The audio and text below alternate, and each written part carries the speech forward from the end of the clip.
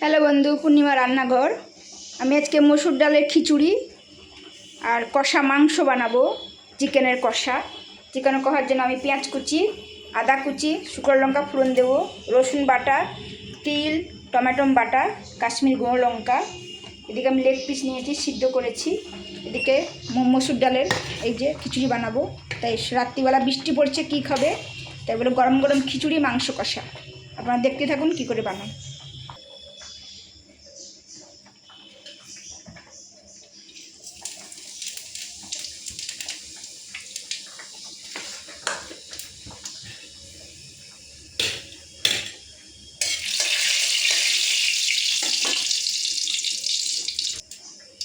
প্রথমে দিয়ে দিচ্ছি জিরে, শুকনো লঙ্কা ফোড়ন, তারপরে রসুন ফোড়ন,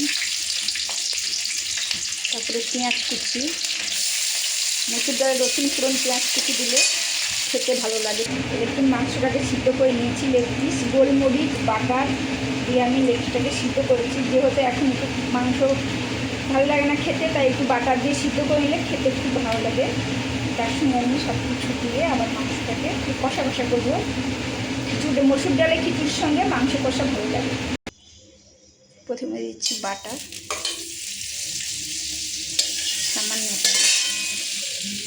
তারপরে এটা শুকনো লঙ্কা, তারপরে একটা পেঁয়াজ কুচি,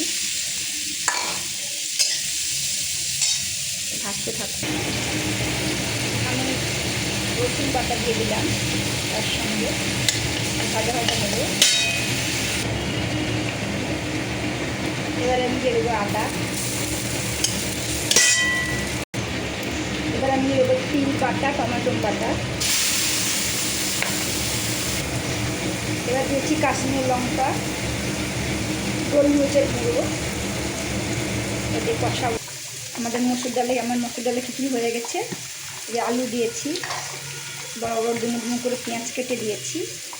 এবারে সোমবার দিয়েছিলাম জিরে, রসুন ফোড়ন, পেঁয়াজ ফোড়ন, শুকনো লঙ্কা।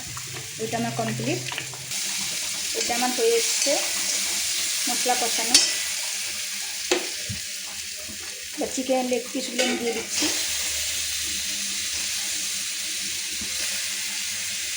কষাবো আস্তে আস্তে। যেহেতু আমি হলুদ দিইনি তাই এরকম লাগছে, কিন্তু ফুটতে ফুটতে কালারটা এসে যাবে।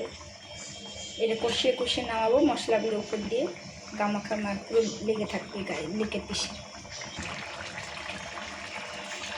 নুনটা দিয়ে সিদ্ধ করছিলাম, তাই অল্প নুন দিয়ে দিলাম।